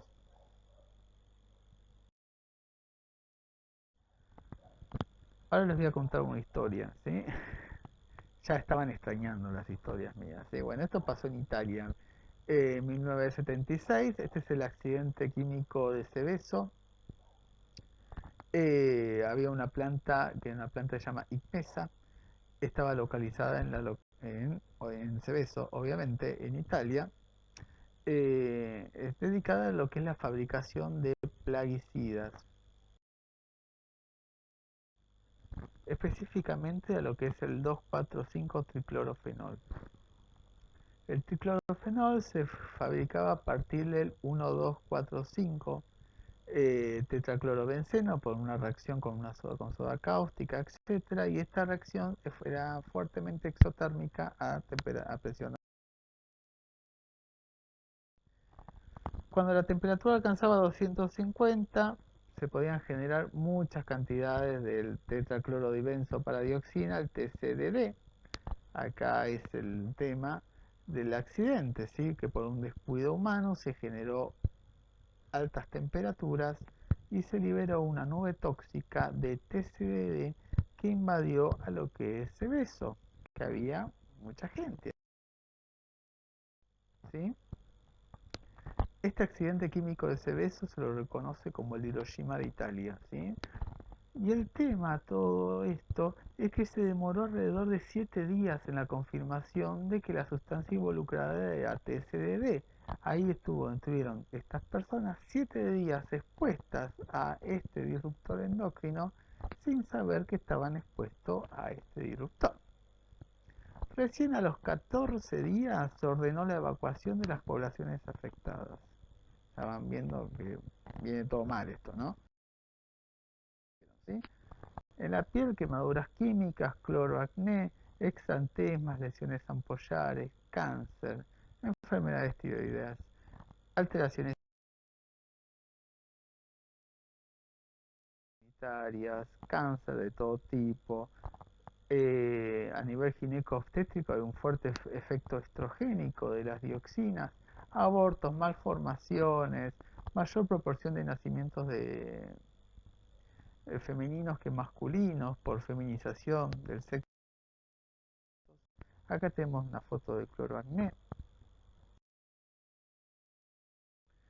También hubo efecto defoliante de la vegetación, esto se observó ya a las 24 horas, el efecto defoliante, muertes de animales pequeños, ahí vienen las fotos, y los que sobrevivieron se los sacrificaron a todos para evitar la propagación del contaminante de la cadena trófica y alimentaria, contaminación del suelo también. Otro, este no está relacionado con Seveso, pero sí es un presidente de Ucrania entre 2005 y 2010, Víctor Yushchenko. eh, lo intentaron matar también con dioxinas y bueno, ahí ven el efecto de las dioxinas y el cloroacné que tuvo este hombre por la exposición. ¿Sí?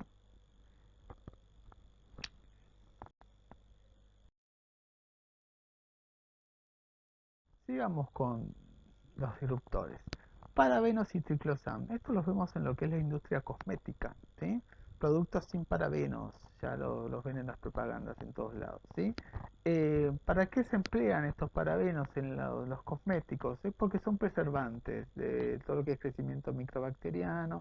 Y bueno, parece que ayuda a que las cremas duren más y no se venzan de alguna forma, ¿no? Se utiliza para cremas dermatológicas, productos de belleza, filtros solares, etcétera, ¿sí? Se absorben por vía dérmica en forma inhalatoria y lo que se vieron es que estaban asociados a riesgos de tumores hormonodependientes y en la descendencia también tenemos alteraciones, ¿sí? A nivel reproductor y efectos obesógenos en la descendencia. Divinos los dos. Bifenilos policlorados, el PCB, los PCBs, digamos mejor, ¿sí? Los PCBs son dos anillos bencénicos, ahí ven la fotito, eh, y que pueden tener de a 1 hasta 10 átomos de cloro. Ahí están enumerados, ¿sí? Los 10 lugares donde puede haber cloro, ¿sí? Según la ubicación de estos cloros, vamos a tener 209 PCBs diferentes, ¿sí? Por eso son 209 congéneres diferentes. Generalmente estos PCBs con los diferentes cloros en los diferentes lugares se mezclan y hacen un fluido aceitoso o resinas duras según la cantidad de cloro y los porcentajes de estos diferentes PCBs que pueden formar parte de lo que del, del PCB, ¿sí? Del aceite de PCB. Pero ¿para qué se usan los PCB? No sé si alguna vez ustedes lo habrán escuchado. Los PCB generalmente se utilizan porque no son inflamables, son térmicamente estables, no conducen la electricidad, son poco volátiles y tienen los efectos de los disruptores, ¿sí? Que no se biodegradan y son bioacumulables y son solubles en grasa y en aceite. Pero todavía no les dije en qué se utilizaban, si alguno de ustedes se acuerdan. Se encuentran en estos transformadores y capacitores. ¿Se acuerdan de unos casos que aparecieron hace mucho, de un juicio por los transformadores que estaban en las calles, que perdían un aceite? Bueno, estos son los PCBs, ¿sí? Y más cercano a lo que pudimos llegar a tener contacto nosotros, también se encuentran en productos, ¿sí? ¿Se acuerdan de estos calefactores que parecen acordeones? Bueno, adentro de esto circula este aceite, ¿sí? Que tiene la capacidad de poder transmitir el calor. Así que si alguno tiene de estos, mientras el PCB se encuentre dentro del sistema por donde circula, no hay problemas. El tema es cuando hay alguna pérdida, ¿sí?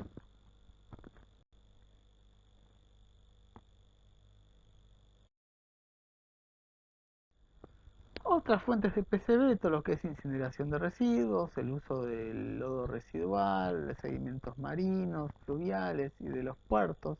Bueno, ahí son lugares donde generalmente se deposita el PCB cuando en los puertos, en el lodo que está por abajo del agua, ahí es donde se encuentra generalmente el PCB. Los riesgos ocupacionales, por ejemplo, los que están en relación con los cables, calefacciones, transformadores, los recolectores de residuos, los plomeros, los bomberos, la manufactura de la madera.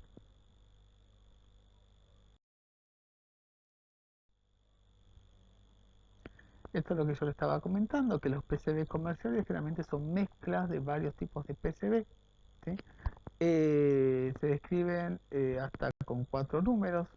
Los primeros dos describen que la mezcla tiene los bifenilos y las segundas dos el porcentaje de cloro de la mezcla.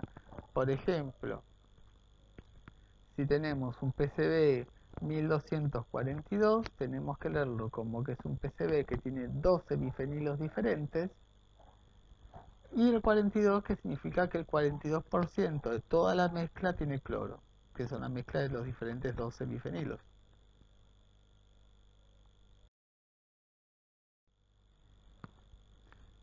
Y cuanto más cantidad de cloro tengamos en esta mezcla de PCBs, vamos a tener mayores problemas, mayor problema de unión a los lípidos, se va a unir más a las partículas aéreas, a los sedimentos, menor volatilidad y metabolización más lenta, o sea, mayor persistencia y acumulación en el cuerpo. Entonces, este PCB que se va a vertir en el ambiente y se va a bioacumular en la cadena alimentaria, vamos a ver que pasa de estar en el agua por uno, en el fitoplancton 250 veces, 500 veces en el zooplancton, en los camarones 45.000 veces, y ahí vamos hasta en las gaviotas, que está incontable, ya no sé cuántos ceros son ahí. Los efectos en los animales también, reproductivos, inmunológicos, carcinogenéticos, y en los humanos, bueno, también lo mismo.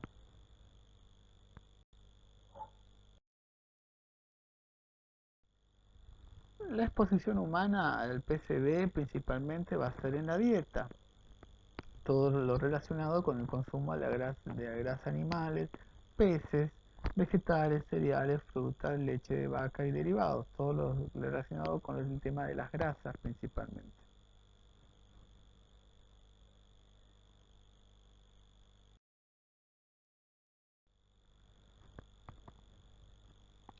Esta es un poco de distribución del PCB en el organismo a título informativo. Se depositan primero en la grasa, en el hígado, en el músculo, después en la grasa, en la piel. Atraviesan placenta, que eso es importante, van a los tejidos fetales, se acumulan en la leche materna y la exposición postnatal resulta mayor que la prenatal por el tema de la leche materna. Metabolismo del PCB, se metabolizan por citocromo P450,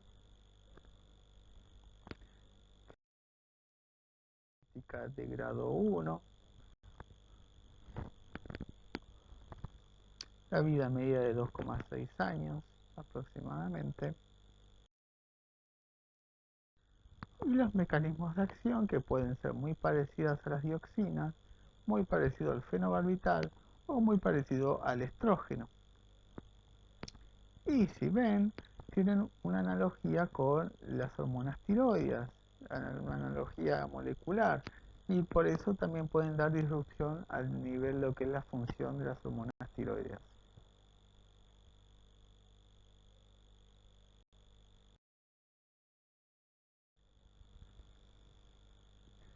Bueno, este es un receptor que se propuso como un receptor intracelular, un receptor citoplasmático al PCB. Eh, Se cree de que, bueno, que el PCB se uniría a este receptor y generaría todos estos trastornos de modulación hormonal. A título informativo, nada.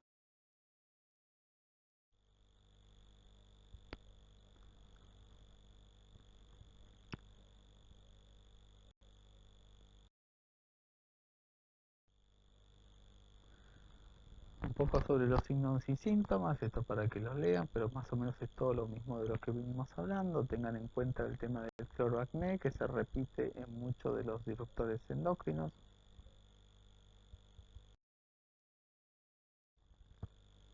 Las alteraciones inmunológicas, los trastornos en los recién nacidos, que también se repiten, son muy parecidos en los diferentes disruptores. La porfiria,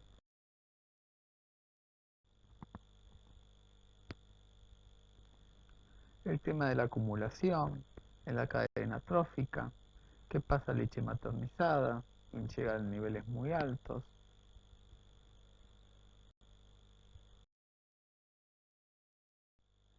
Y este es un estudio que se hizo de PCB en la costa del Río de la Plata, vean los niveles de PCB. ¿Sí? Puede llegar hasta 56, el valor sugerido es de 14 por la EPA, o 50 en algunas cloacas también. Acá encontré este grafiquito donde se ven los valores de PCB según las diferentes zonas geográficas. Este PCB se midió en la grasa del atún de las diferentes regiones.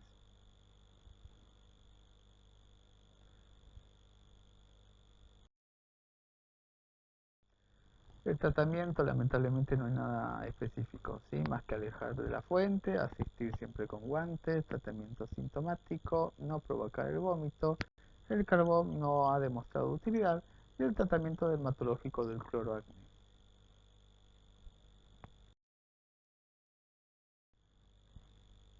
La última historia que les cuento por el día de hoy, esto pasó en Japón.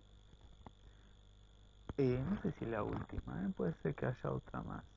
Es el envenenamiento por yuyo. Esto sucedió en Japón. Es una enfermedad del aceite. ¿Qué pasa? Para hacer aceite de arroz utilizaban de alguna forma una serpentina. Yo me imagino que es algo así, una especie de serpentina por donde pasaba el aceite de arroz en forma paralela al PCB que estaba en otras tuberías, ¿sí? Pero con eso lograban calentar el aceite de arroz y sacarle el olor o algo específico, una característica del aceite del arroz que quieren eliminarlo, ¿sí? ¿Qué pasa? hubo un agujero entre ambas tuberías, la que pasaba el arroz, el aceite de arroz y el aceite de PCB, y el PCB pasó al aceite de arroz. Este aceite de arroz contaminado, obviamente, supongo que no se sabía que estaba contaminado, lo pongo en tela de duda, eh, se empleaba para diferentes cosas, ¿sí? Por una parte para un suplemento alimenticio para las aves y para los consumidores que lo utilizaban en gastronomía, ¿sí? Lo que se vio primero, obviamente, de que se empezaron a morir los pájaros. Por una dificultad respiratoria se murieron 400.000 pájaros, eh, pero no sé si no se habrá adjudicado al aceite o qué, el aceite para lo que es el consumo humano, 14.000 personas ingirieron alimentos cocinados con este aceite de arroz contaminado con PCB, 500 terminaron muertos y los que no se murieron empezaron a tener algunos síntomas, como por ejemplo este tipo de cloroacné, la alteración de la pigmentación en piel, uñas, conjuntivas, lesiones oculares, lagrimeos excesivos, trastornos menstruales e inmunes.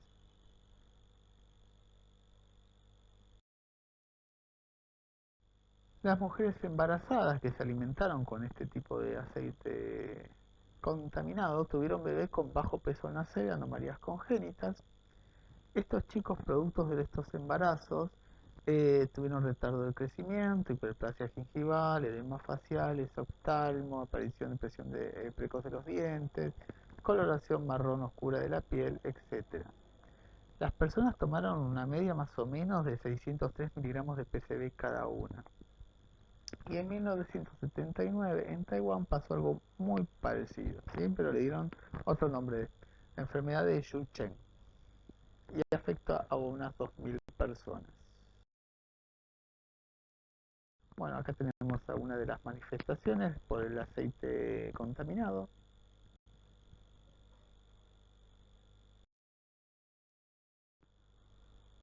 El cloroacné.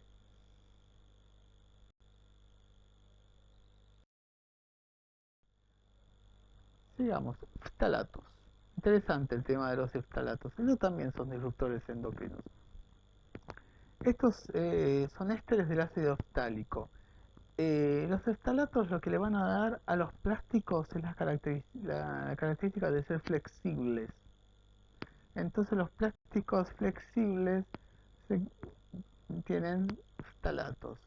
Generalmente se ven en productos de cuidado personal, los cosméticos, en algunos juguetes blandos, pinturas, empaques de alimentos, en dispositivos médicos como en sondas o productos farmacéuticos pueden tener. Y miren esto, ¿sí? La absorción puede ser ingestión, inhalación, también puede ser absorción dérmica, o sea, el contacto con estos plásticos con la piel van a producir absorción. Por eso decimos que si bien son disruptores que no son COPS porque no son persistentes, uno de tanto manipulación de estos plásticos, uno ya está acostumbrado a tener cierta cantidad de esta contaminación circulando en el cuerpo porque se absorben por piel. Se ve que, bueno, fueron causas de alteraciones de desarrollo del tracto reproductivo en varones, y el más empleado actualmente de los ftalatos es el ftalato de bis, el DEHP, que es el más empleado de. Tiene efectos cancerígenos en animales. Hay trastornos de lo que es la expresión de la testosterona y no se ha detectado toxicidad aguda por. Otro disruptor endocrino es el bifenol A. Si el ftalato era para los plásticos blandos, el bifenol A es para los plásticos duros, ¿sí? Es, al principio, este bifenol A se creó como un estrógeno, pero como se vio que tenía un efecto débil estrogénico, le dieron una vuelta de rosca al bifenol A y se dieron cuenta que servía para la síntesis de estos plásticos transparentes duros. Desde recipientes, botellas de agua, adhesivos, los antiguos CDs tenían bifenol A, autopartes, filtros de agua, material médico, odontológico, quirúrgico, de oficina tienen bifenol A. El policarbonato tiene bifenol A, las resinas epóxicas. Y si van al cajero les van a dar un papelito que también tiene bifenol A. El papel térmico, el papel que se imprime eh, en los cajeros, por ejemplo, tienen bifenol A. Así que, ¿cuántas veces estamos expuestos a este disruptor, ¿no? Estamos inevitablemente expuestos al bifenol A, no solamente por ingestión, por todos los alimentos enlatados o contenidos en botella de plástico, sino también por piel. Paranoia. Entonces el bifenol A compite con el estradiol para unirse a los receptores estrógenos y induce la expresión del receptor a progesterona. Miren lo que hicieron, lo que pasó en roedores, ¿sí? Activa los receptores estrógenos fetales, con inicio prematuro de la pubertad, alteraciones en todo lo que es la gametogénesis. En los animales adultos también puede producir efectos reversibles.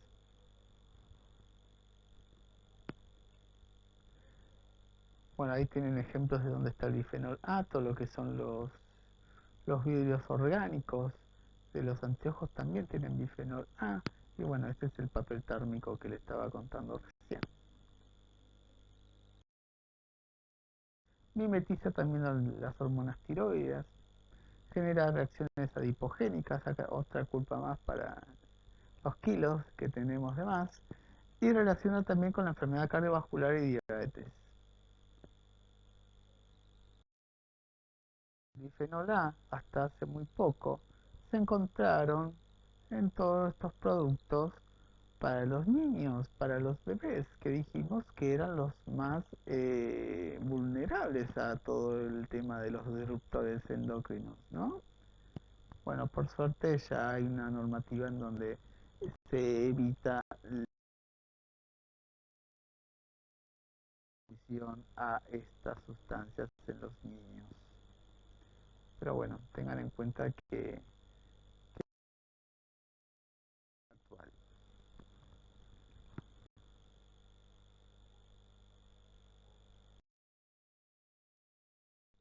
Bueno, acá les dejo un cuadrito, ¿sí? Con todos los efectos y los diferentes disruptores que se conocen. Para terminar, si ya no teníamos mucho con el coronavirus, ahora tenemos que estar esquivando a los disruptores endócrinos.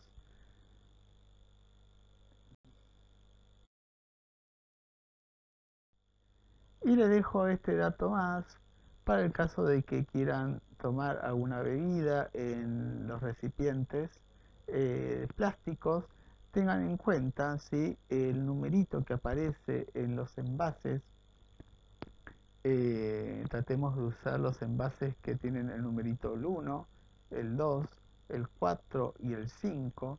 Evitemos el número 3 porque tiene PVC, el 6 que tiene poliestireno y el 7 que tiene policarbonato.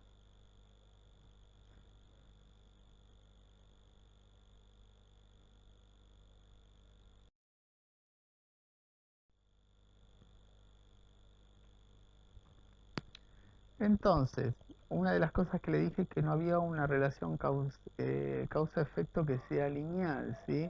¿Por qué no hay esta linealidad entre causa y efecto? Porque estamos sometidos a una gran variedad de compuestos químicos, no solamente un disruptor, sino que son muchos. Estos compuestos persisten, estamos sometidos desde que estamos en intraútero a estos disruptores, no hay una dosis segura de disruptores en donde nosotros podamos estar tranquilos de no tener ningún efecto adverso. No sabemos el efecto combinado de las diferentes sustancias. Y además hay una separación temporal entre exposición y manifestación patológica que se complica un poco lo que es esta linealidad causa-efecto. Y largo plazo, que fueron propuestas, ¿sí?, por la Comisión Europea.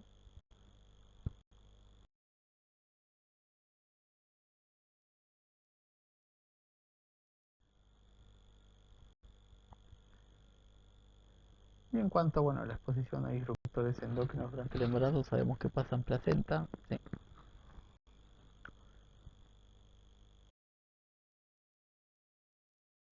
Esta sí es la última historia. Esta es la última historia y los dejo por acá. Esto pasó en 1950, ¿sí? Hubo un aumento de casos de abortos espontáneos en las mujeres turcas en Anatolia.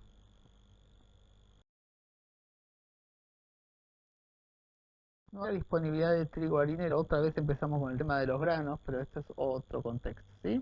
Había más de 4.000 personas intoxicadas por ingerir un pan hecho con semillas tratadas. ¿Pero con qué? Con hexaclorobenceno. Es un plaguicida órgano clorado destinado para el uso agrícola, muy parecido a la otra historia, ¿sí? A lo que pasó en Irak. La mayoría de las personas fueron afectadas por una porfiria cutánea tarda.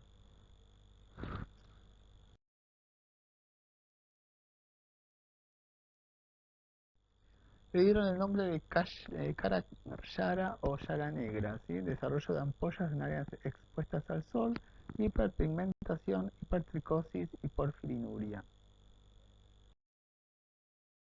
Los chicos expuestos por sus madres le dieron pembe yara o llaga rosa.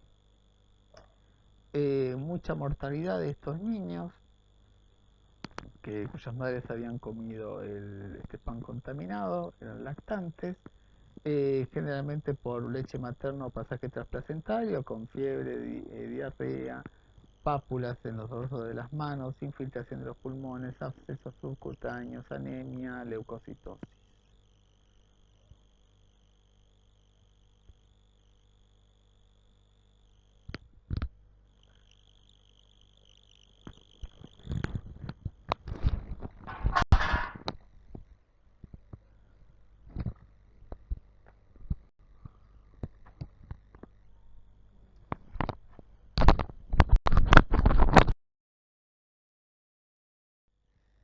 Y miren esto, interesante, ¿sí? En la leche materna ya se encontraron niveles de 20 partículas por millón, que más o menos eran 2000 veces los niveles medios de contaminación encontrados en muestras de leche materna del mundo.